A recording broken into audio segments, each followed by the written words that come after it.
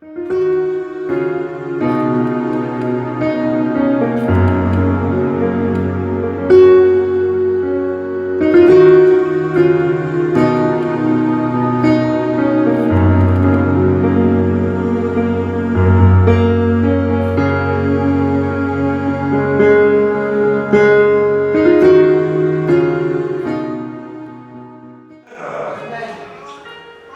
aujourd'hui, on va voir la vraie conversion.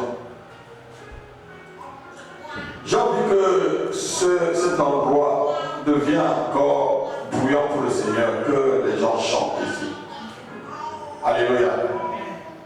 Le peuple que je me suis formé publiera mes louanges. Seigneur, j'ai envie de voir encore des vrais brebis. Venez ici ceux qui chantent de tout leur cœur, pas ceux qui viennent créer des problèmes. Pas ceux qui viennent créer des problèmes. Si quelqu'un vient créer des problèmes, Seigneur, tu l'arrêtes. Parce qu'on n'a pas besoin des humeurs des gens dans l'église. On a besoin de ceux qui viennent adorer. Amen.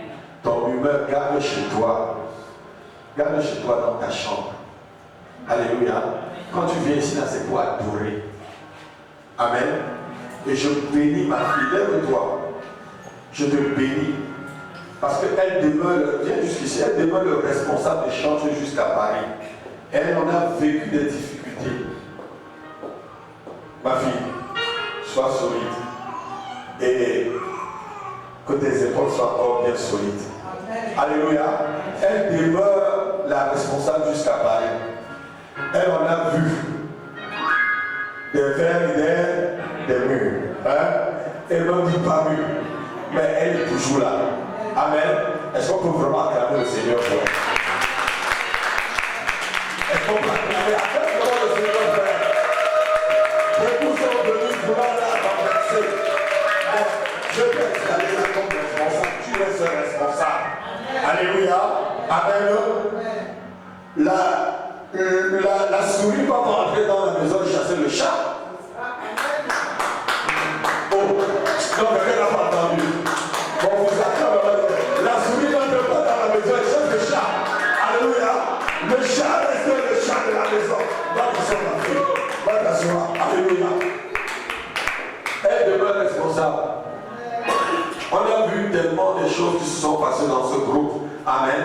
Les gens qui ont mené leur... croyant que non, elle demeure responsable. Alléluia. Et elle n'a jamais quitté son poste. Elle a été solide jusqu'au bout. Ma fille, continue. Continue, ma fille, continue. Dieu a des gens solides.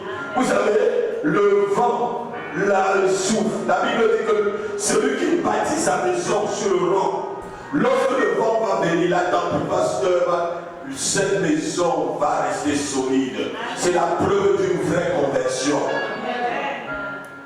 C'est la preuve d'une vraie conversion. Alléluia. Dans le dictionnaire biblique, la définition de la conversion, c'est l'action de tourner. C'est l'action de tourner comme si on changeait une chose par une autre. Voilà la vraie conversion. Qu'on change une chose par une autre. Et je bénis l'Éternel qui est en train de me faire écrire un petit livre sur le devoir du chrétien. Amen. Je suis en train d'écrire un livre sur le devoir du chrétien. Et vous allez connaître votre devoir quand vous venez à l'église. Acclame le Seigneur. Je vais commencer à dire le devoir du chrétien. Alléluia.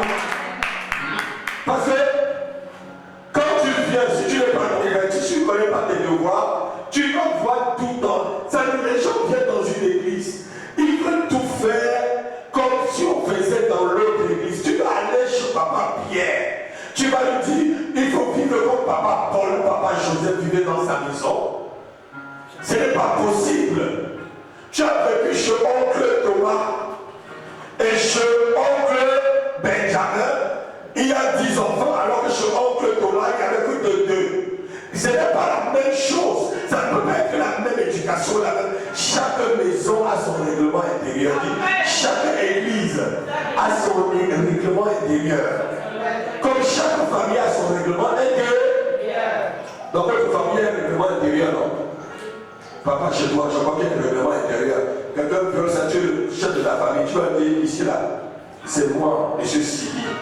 Ici, on ne fait pas ça chez moi. Alléluia.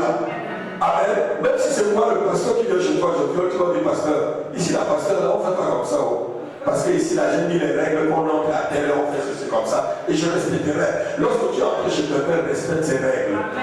Souvent, quand on n'est pas bien converti, on comprend. Parce que quand tu es converti, tu comprends cela. J'ai dit, c'est une action, d'un changement d'une chose par une autre. La conversion, c'est l'expression chrétienne qui consiste à se tourner de ses péchés vers la foi en Christ. C'est l'action chrétienne de se tourner de ses péchés vers la foi en Christ.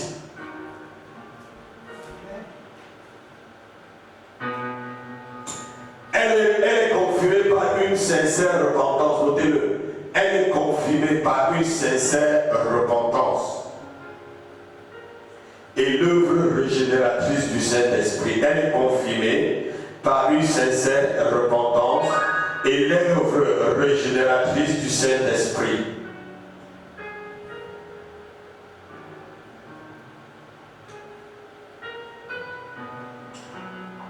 Vous savez, si quelqu'un n'est pas vraiment repenti, il n'est pas converti. La conversion, c'est une sincère repentance. Tu dis, Seigneur, je me repens sincèrement. C'est quoi la repentance? C'est se détourner de ses péchés. Repente. Donc, remonter la pente. On est en train de descendre la pente. Repente. Donc, ça veut dire, je me repens, je remonte la pente. Ta vie était en train de descendre, on dit, ok. Tu ne voyais que le noir. Le soleil brillait derrière toi. Il dit de darkness, the sun has for darkness. Donc tu es dans un noir et le soleil brille par derrière. Et ton ombre, your shadow, donc ton ombre est en train de brouiller tes chemins. Ça veut dire, tu ne vois pas le chemin. Quand le soleil brille derrière toi, est-ce que tu vois le chemin devant toi? Parce que ton ombre cache ton. Mais quand tu es converti, le soleil est brille devant toi. Dis, le soleil est en train de briller devant moi. Le soleil brille devant ma face. Le soleil éclaire ma vie. Le soleil éclaire mon chemin. Le soleil m'éclaire au nom de Jésus-Christ. Amen. Alléluia. Il y a quelqu'un qui est dans la salle. Tu attends quelque chose du Seigneur que tu l'as demandé, un mari, c'est une sœur. Et le message de tout à l'heure, c'était ton message.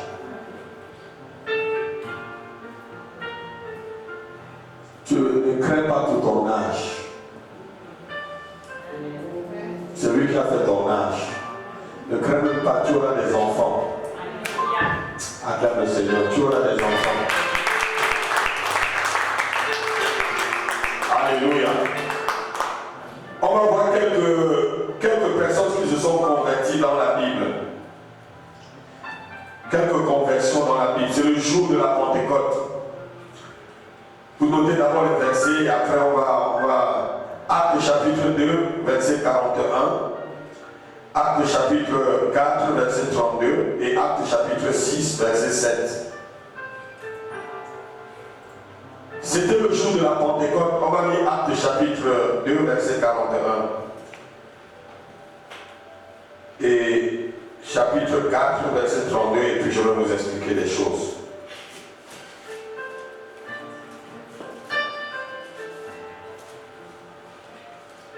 Des messages comme ça, même si ce n'est pas un message chaud, c'est un message bien pour ta vie, frère. Même si ici là c'est l'enseignement, c'est pas la prédication. Si c'est la prédication, tu seras en train de sauter partout et vous imposer la main et crier sur les démons pour qu'ils partent. Alléluia. Mais des messages comme ça, il faut les noter parce que ça va rester dans ta vie. Vas-y ma fille. Ceux qui reçurent de bon cœur sa parole furent baptisés. Et en ce jour-là, le nombre des disciples. Je dis Actes chapitre 2, verset 41. Oui, vas-y. Ceux qui reçurent de bon cœur. Ceux qui reçurent de bon cœur. Parole. Ouais, ceux qui acceptaient ma version dit accepter, voilà plutôt. Vas-y. Furent baptisés. Et en ce jour-là, le nombre des disciples s'augmenta d'environ 3000 âmes. Amen. Lis maintenant Actes chapitre 4, verset 32. La multitude de ceux qui avaient cru. La multitude de ceux qui avaient cru, donc ceux qui étaient convertis. N'était qu'un cœur et qu'une âme. N'était qu'un cœur et une âme. Et quand je lis les versets comme ça dit tous ceux qui étaient convertis là, n'étaient qu'un cœur et une âme. Ils n'étaient pas différents. Ça veut dire que, regardez-moi, ça ne sert à rien de se rassembler et qu'on ne se ressemble pas. Quelqu'un peut dire Amen. Amen. Quand vous vous rassemblez et que vous ne vous ressemblez pas, vous allez vous chauffer, mais un cœur, une âme. Ça veut dire qu'ils étaient un. Ça veut dire un seul corps. Le corps de Christ. Un cœur, une âme, ça veut dire qu'ils étaient un seul corps. L'âme et le corps étaient un. Tout le monde était uni. C'est ça la conversion. Vas-y, ma fille. Nul ne disait que ses biens lui appartiennent. Oui. Mais tout était commun entre eux. Amen. Voilà. Le signe de la conversion, c'est que tout est commun. Quand on est dans une église comme celle-ci, dans une église locale. Vous savez, ça c'est une église locale. Et cette église locale fait partie de l'église universelle, on ne le voit pas. L'église universelle, on ne la voit pas. C'est cette église que Jésus-Christ va venir enlever. Mais l'église locale, c'est l'église qu'on voit. Et c'est dans l'église locale qu'on doit manifester un seul corps et une seule âme. C'est dans l'église locale qu'on va manifester la conversion. Si tu es converti, tu dois faire partie d'une église locale. Amen. Quand une personne est convertie, elle doit faire partie d'une église locale. Amen. Nous trouvons que la conversion change le caractère de tout un chacun. Ce qui était égoïste devient généreux. Notez-le, la conversion change le caractère. Ce qui était égoïste devient généreux.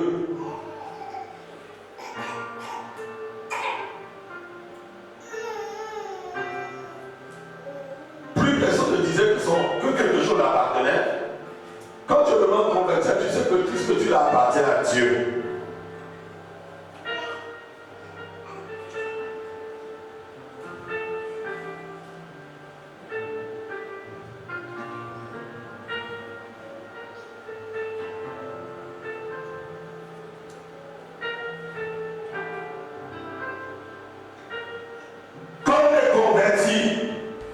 L'égoïste devient généreux. L'incrédule devient adorateur. Notez-le. L'incrédule devient adorateur. L'athée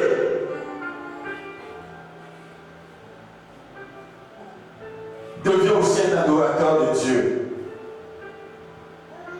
Quelqu'un qui est athée devient un adorateur. Le voleur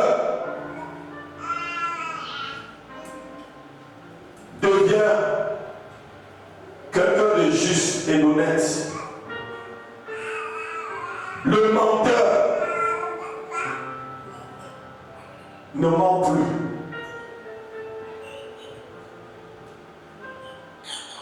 Le calomniateur ne calomnie plus. Vous savez, calomnier fait partie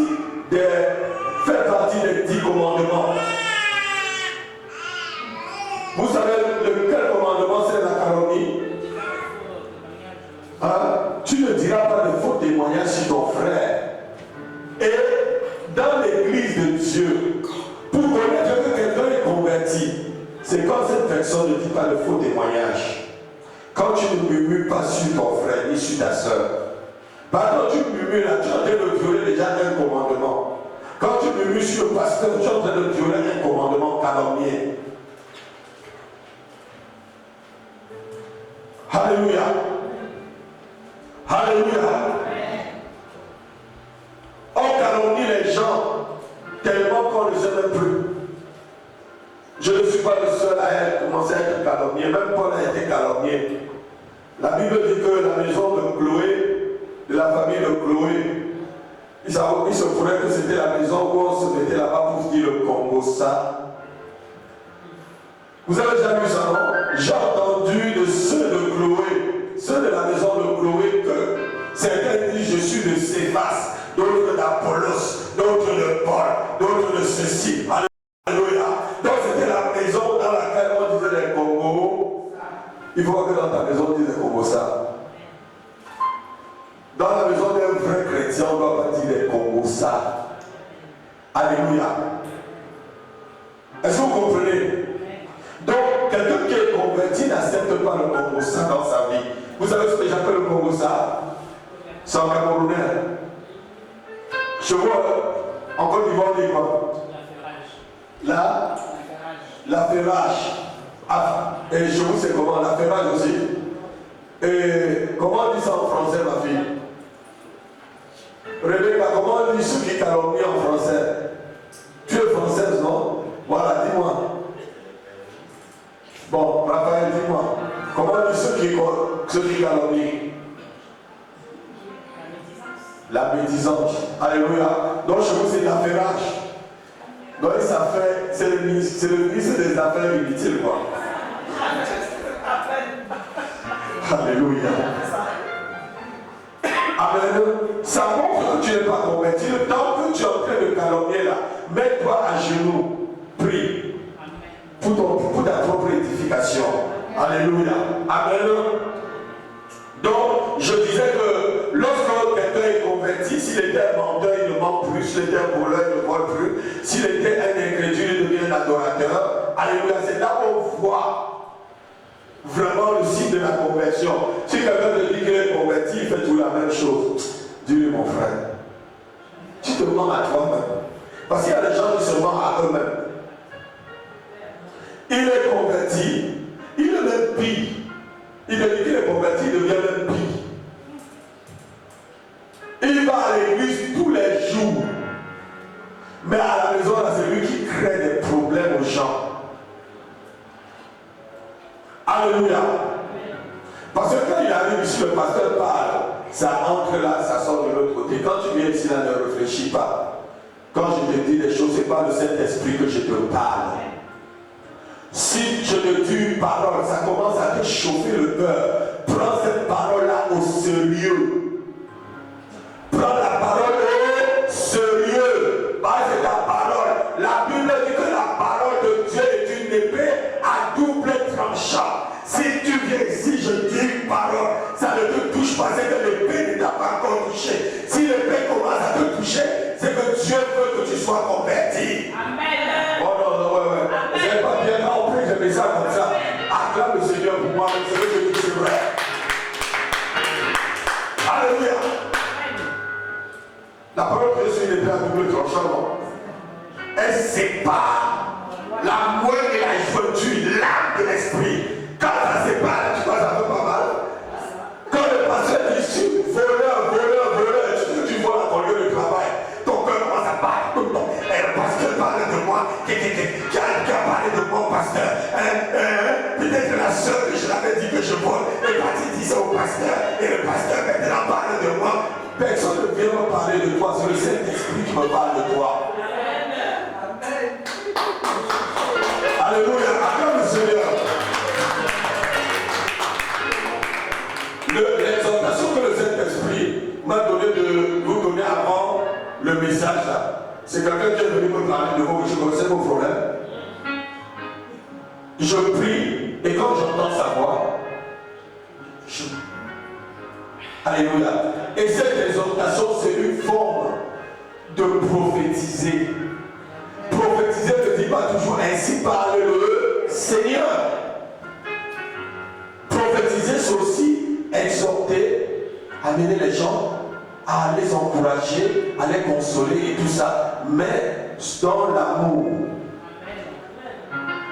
Oh, quelqu'un me passe ce message. J'arrête. J'arrête le message de la conversion. Raphaël, tu veux que j'arrête le message? Je dis que tu vas être le champion de la France, du monde entier. Et Dieu est content. alors qu'il n'y a pas de conversion. Je vais te prêcher la conversion. Amen. Parce que c'est ça qui va rester. Est-ce que tu comprends, mon fils? C'est ça qui va rester. Dis avec moi, c'est ça qui va rester dans ma vie. Tous les autres choses passeront. Mais la conversion demeure éternellement. Mon changement demeure éternellement. Alléluia. La Bible dit ceci, que lorsque Paul de Tarse a été converti, il a compris que lui-même qui était d'abord le persécuteur de l'Église, tu peux être quelqu'un, lui qui était le persécuteur ne persécutait plus. Donc si tu es quelqu'un qui persécute souvent les chrétiens, ta conversion sera que tu les défends. Amen. Non, je crois que quelqu'un ne comprend pas. Actes chapitre 9, versets 22 et 26. Et je vais vous expliquer.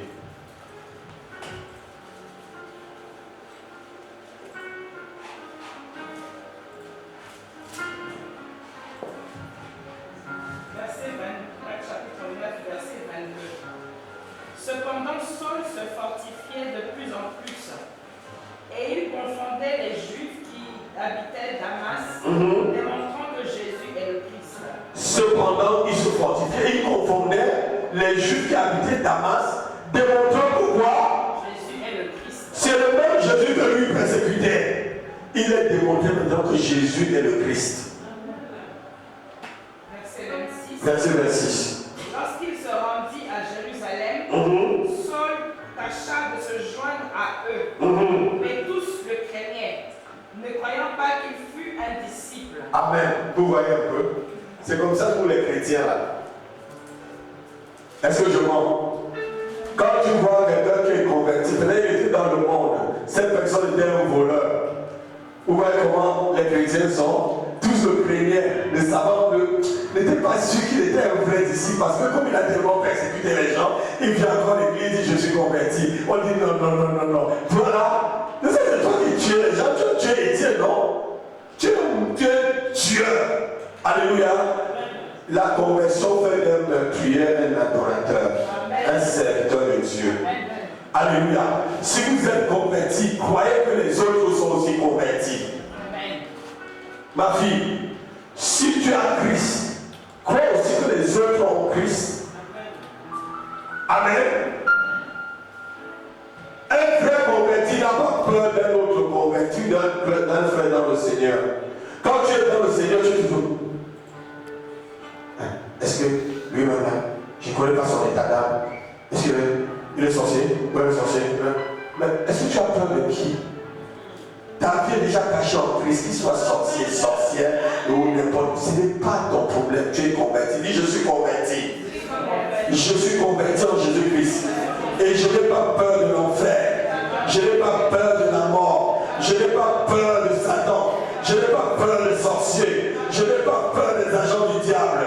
Car celui qui habite en moi est plus fort, plus puissant que celui qui est dans le monde. Amen. Si tu es converti, tu n'as pas peur. Regardez, on ne savait pas qui il était. Les gens le craignaient, disant que non, il n'est pas vraiment ici. Souvent c'est comme ça, quand quelqu'un de dit qu'il avait fait la sorcellerie, ou une soeur, si une soeur ou un frère vient ici, il confesse. Ah, j'étais sorcière, je volais dans la nuit avec le balai. Je vous mens par vous là. À chaque fois que vous allez la voir, vous n'allez pas croire qu'elle est convertie, vous n'allez pas trouver qu'elle est sorcière. Est-ce que je mens? C'est vrai. Ça dit changer votre mentalité. La conversion change la mentalité, notez-le. La conversion renouvelle les pensées. La Bible dit soyez renouvelés dans l'esprit de votre intelligence. La conversion renouvelle, change les mentalités. Oh yes.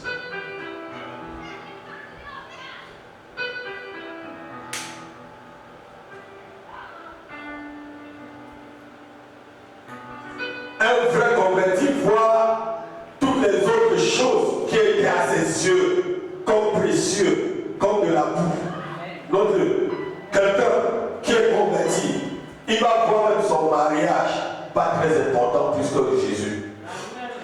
Il va voir son travail pas très important plus que Jésus. Il va voir sa maison pas très important plus que Jésus. Il va voir son argent pas très important plus que Jésus. Toutes ces autres choses sont devant lui, rien du tout. Jésus est tout pour celui qui est converti. Quand tu as l'excellence de la connaissance de Christ en toi, tous les autres choses devant, comme de la boue devant toi. La boue veut dire quoi? Ça ne veut pas dire que ce n'est pas très bien. La boue veut dire seulement que ça va être passagère. Alléluia. La boue ne veut pas dire, la boue peut te servir à construire une maison, mais cette maison ne restera pas éternelle. Alléluia.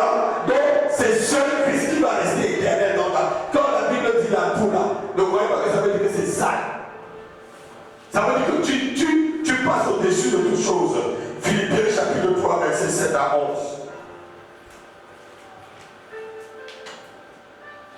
Mais ces choses qui étaient pour moi des gains, je les ai regardées comme une perte à cause de Christ. Et même je regarde toutes choses comme une perte à cause de l'excellence de la connaissance de Jésus-Christ mon Seigneur, pour lequel j'ai renoncé à tout. Et je les regarde comme de la boue, afin de gagner Christ et d'être trouvé en lui, non avec ma justice, celle qui vient de la loi, mais avec celle qui s'obtient par la foi en Christ. La justice qui vient de Dieu par la foi, afin de connaître Christ et la puissance de sa résurrection et la communion de ses souffrances, en devenant conforme à lui dans sa mort, pour parvenir, si je puis, à la résurrection d'entre les morts. Amen. Dis Amen avec moi. Amen. Dis vraiment Amen avec moi. Amen. Donc lorsque tu es converti là, tu vois toutes choses comme de la boue. Tu vois ton autorité. Ça dit, même ta notoriété, ta position sociale, c'est comme de la boue. Parce qu'elle va passer. Tu vois ta beauté comme de la boue. Ta beauté va passer. Il dit, je vois toutes choses comme sans importance. Si vous voyez quelqu'un qui tient encore les choses matérielles sur la terre, jusqu'à ce que son cœur peut s'arrêter à cause de quelque chose de matériel, il n'est pas converti.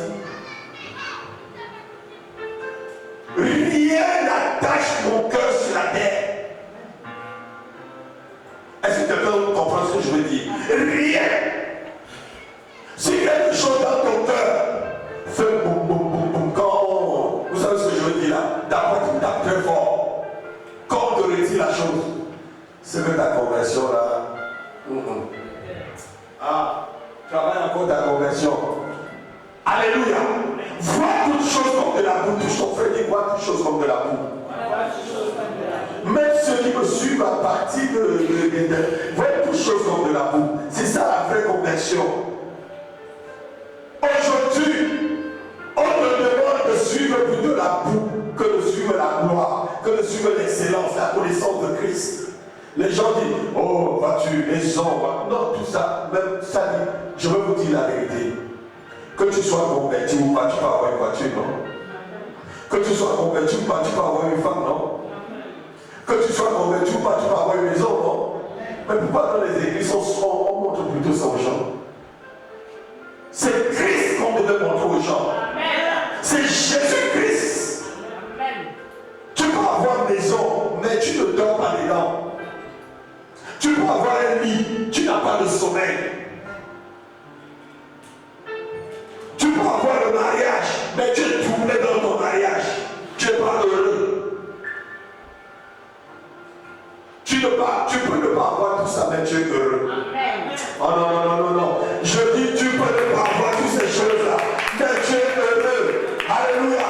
Et ce matin, je dis encore, mariage ou pas mariage, alléluia. Maison ou pas maison, alléluia. Travail ou pas travail, alléluia. Mari ou pas mari, alléluia. Agent ou pas agent, alléluia. Papier ou pas papier, alléluia. Amen. Seigneur. Je suis un prédicateur de la sainteté comme moi. Il disait, quand tu prends la sainteté, il faut serrer le terrain. Alléluia. Parce que les gens te fuient. Mais ils viendront. Parce qu'ils vont faire le tour. Ils vont voir que rien ne marche là où on les promet des merveilles. Alors qu'il n'y a pas. C'est les merveilles. Ce que je te dis là, c'est la vraie merveille, mon frère. C'est ça qui va mener tout ça. Si tu n'es pas converti et que tu es un mari, et ton mari arrive à la maison, tu n'insultes pas. Alors que ta conversion doit t'amener à être une femme soumise à côté de ton mari. Alléluia. Ou si tu n'es pas converti, tu es un homme, tu es une femme, elle part. Parce que ta femme est là, elle devient ta bastonnade. Hein? Quand tu arrives à la maison, boum! Quand tu ouvres seulement la porte, tu mets la clé, elle commence à trembler. Parce que c'est les gifles qui vont partir. Et quand elle prend sa valise, elle part. Qui souffre? Alors que si tu es converti, la Bible dit, Marie, aimez-vous comme Christ a aimé l'Église. Si tu aimes ta femme va être soumise. L'amour parfait a-t-il une soumission? Alléluia. Mais si tu n'aimes pas ta femme, comment elle va être soumise? Si tu es égoïste, tu ne penses qu'à toi seul. Marie, pensez à vos femmes. Aimez-les. Ne les jugez pas. Aimez-les telles qu'elles sont. Vous savez, quand une fille est chez ses parents, elle veut l'amour de son père. Et quand elle se marie, elle veut l'amour de son mari. Est-ce que je mens? Peut-être la révélation n'est pas vraie. Hein? Ma fille. Quand une fille est accroche chez ses parents, elle veut l'amour de son père pour la protéger, pour la soutenir. Et quand elle est mariée, elle sort sur l'amour de son père, elle est maintenant sur son. Mais toi, le mari, si tu ne la soutiens pas, comment tu veux qu'elle soit équilibrée? Tu vas venir souvent, elle va te jeter la nourriture là devant toi. Elle prépare, elle prend le sel là. Bon, à l'intérieur, tu manges ça amer dans ta bouche. Est-ce que je mens? Vous savez, vous les soeurs, vous êtes entières. Et quand vous convertissez aussi, vous convertissez entièrement. C'est bien, acclamons les soeurs. Quand une soeur est vraiment convertie, elle convertit entièrement. Alléluia. J'aime l'amour des soeurs. Demandez-moi pourquoi. Parce qu'elles sont entières. Si elle est fâchée là, tu vas connaître qu'elle est fâchée. Papa, est-ce que je mens? Toi, tu as plus d'expérience. Est-ce que elle est fâchée? Tu ne sais pas qu'elle est fâchée. Même la façon de te servir quand tu rentres là. Là, tu vas dire, oh maman, on va arranger, calme-toi. Je t'ai acheté quelque chose, calme-toi. Alléluia. Tu commences à flatter. Il y a des hommes qui ne connaissent pas flatter leur femme. Tu ne la flattes pas, qu'est-ce que tu vas flatter? On dit, biche de mes amours, sois toujours enivré de mes charmes. C'est ce que la Bible dit. Alléluia. Ça montre que tu es converti. Un homme qui est converti aime sa femme. Si tu n'aimes pas ta femme, tu la salis. Regardez, quand tu insultes ta femme là, c'est toi-même que tu insultes. La Bible dit que les deux deviennent une seule chair. Et la Bible dit que prends soin de ta femme comme Christ prend soin de l'Église. Quelqu'un va dire Amen. Dis Amen, Amen, Amen. Et si tu prends bien soin de ta femme, ta famille va marcher. C'est la ministre de l'Intérieur. Quand je parle, on me dit toujours Amen. La conversion change d'impulsif. Et le rend plein d'amour, notez-le. L'exemple de l'apôtre Jean. La conversion change quelqu'un d'impulsif. Et le rend plein d'amour.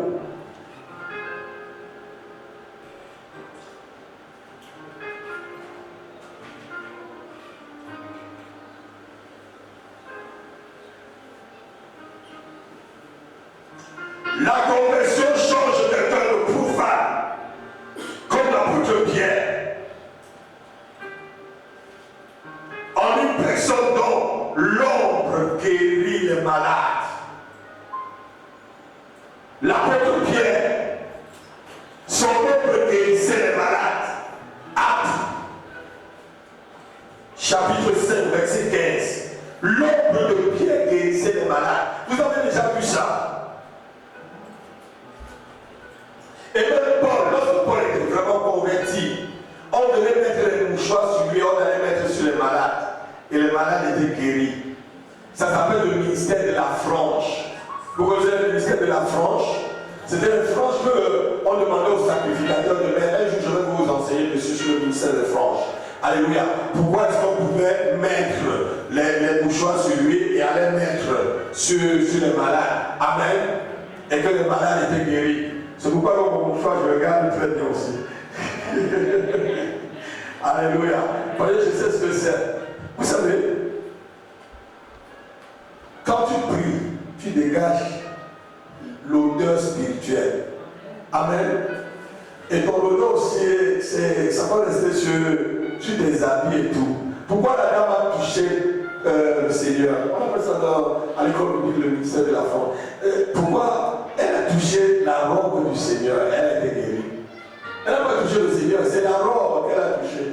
Ça veut dire que l'onction qui a sur toi se répand aussi sur tout ce que tu touches. Tout ce que le sacrificateur touche. Si vous touchez, ça dit, si tu sens ta veste, tu vas sentir mon odeur.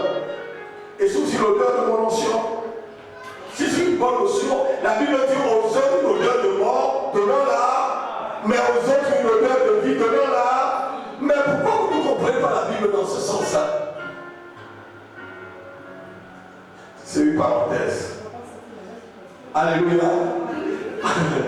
Je parle de l'odeur de l'onction. Amen. Je n'ai pas dit que vous sentez le goût. Donc, Pierre disait Actes chapitre 15, verset 15. Pierre était tellement converti que on le touchait. Par exemple, son ombre, quand il passait, pourquoi l'ombre pouvait guérir? Vous ne comprenez pas toutes ces choses. Pourquoi que Dieu a changé? Qui croit que Dieu a changé? C'est le Nouveau Testament, Dieu n'a pas changé.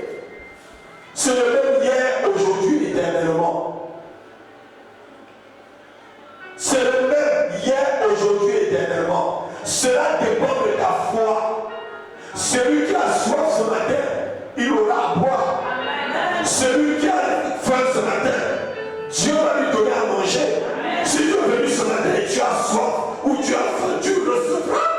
Mais si tu n'as pas faim, si tu n'as pas soif, si tu as faim que ta situation change, si tu as soif que ta situation change, tu recevras ce qui a besoin, tout ce que tu as besoin pour que ta vie change. Mais si tu es là, tu n'as pas soif, tu n'as pas faim, et que le pasteur prie, rien ne va être changé dans ta vie. Oh non, quelqu'un n'a pas entendu. Celui qui a soif ce matin sera désaltéré. Celui qui a faim ce matin sera rassasié. Parce qu'on va donner à celui qui a faim. On donnera à celui qui a demandé. Alléluia. Si tu as soif de ta situation, elle va changer. Lis vite ma fille. Et on va s'arrêter à ce niveau et je vais prier. Acte 5, verset 15. En sorte qu'on apportait les malades dans les rues et qu'on les plaça sur des lits et des couchettes. Oui. Afin que lorsque Pierre passerait, son ombre au moins couvrit quelques-uns d'eux. Amen. Élie, verset 16. La multitude accourait aussi des villes voisines à Jérusalem, amenant des malades et des gens tourmentés par les esprits impurs, et tous étaient guéris. Amen. Amen. Voilà que c'est bon l'ombre qui chasse les démons. Vous savez, si tu as soif, tu vas boire ce matin. Amen. Même celui qui me suit par Internet, si tu as soif, tu vas boire. Si tu as faim, tu vas manger. Amen. Alléluia. Amen. Les gens qui venaient, ils avaient soif de la délivrance. L'ombre même seulement pouvait les délivrer. Ils avaient soif de la guérison. L'ombre seulement pouvait les guérir.